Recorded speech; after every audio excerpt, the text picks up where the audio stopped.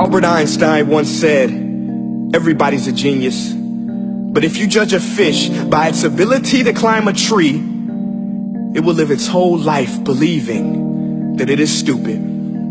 Ladies and gentlemen of the jury, today on trial we have modern day schooling. Glad you could come. Not only does he make fish climb trees, but also makes them climb down and do a 10-mile run. Tell me, school, are you proud of the things you've done? Turning millions of people into robots, do you find that fun? Do you realize how many kids relate to that fish swimming upstream in class, never finding their gifts, thinking they are stupid, believing they are useless? Well, the time has come, no more excuses. I call school to the stand and accuse him of killing creativity, individuality, and being intellectually abusive. He's an ancient institution that has outlived his usage. So, Your Honor, this concludes my opening statement, and if I may present the evidence of my case, I will prove it. Proceed. Exhibit A. Here's a modern day phone. Recognize it? Here's a phone from 150 years ago. Big difference, right?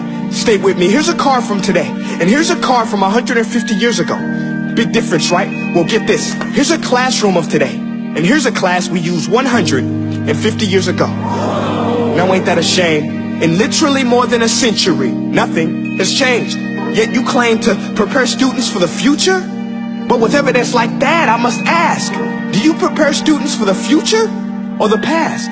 I did a background check on you and let the record show that you were made to train people to work in factories, which explains why you put students in straight rows, nice and neat, tell them sit still, raise your hand if you want to speak, give them a short break to eat, and for 8 hours a day, tell them what to think. Oh, and make them compete to get an A letter which determines product quality, hence grade A of meat. I get it. Back then, times were different. We all have a past. I myself am no Gandhi. But today, we don't need to make robot zombies. The world has progressed. And now we need people who think creatively, innovatively, critically, independently, with the ability to connect. See, every scientist will tell you that no two brains are the same.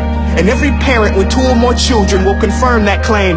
So please explain why you treat students like cookie cutter frames or snapback hats, giving them this one-size-fits-all crap. Watch your language. Sorry, Your Honor, but if a doctor prescribed the exact same medicine to all of his patients, the results will be tragic. So many people will get sick, yet when it comes to school, this is exactly what happens, this educational malpractice, where one teacher stands in front of 20 kids, each one having different strengths, different needs, different gifts, different dreams, and you teach the same thing the same way? That's horrific. Ladies and gentlemen, the defendant should not be acquitted. This may be one of the worst criminal offenses ever to be committed. And let's mention the way you treat your employees. Objection. Overruled. I want to hear this. It's a shame. I mean, teachers have the most important job on the planet, yet they're underpaid? No wonder so many students are short-changed. Let's be honest. Teachers should earn just as much as doctors, because a doctor can do heart surgery and save the life of a kid. But a great teacher can reach the heart of that kid and allow him to truly live. See, teachers are heroes that often get blamed, but they're not the problem. They work in a system without many options or rights. Curriculums are created by policymakers, most of which have never taught a day in their life. Just obsessed with standardized tests. They think bubbling in a multiple choice question will determine success. That's outlandish. In fact, these tests are too cruel to be used and should be abandoned, but don't take my word for it. Take Frederick J. Kelly, the man who invented standardized testing, who said, and I quote, "These tests are too cruel to be used and should be abandoned." Ladies and gentlemen of the jury, if we continue down this road, the results will be lethal. I don't have much faith in school, but I do have faith in people.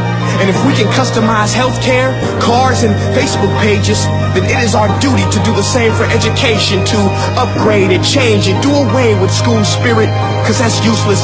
Unless we're working to bring the spirit out of each and every student, that should be our task.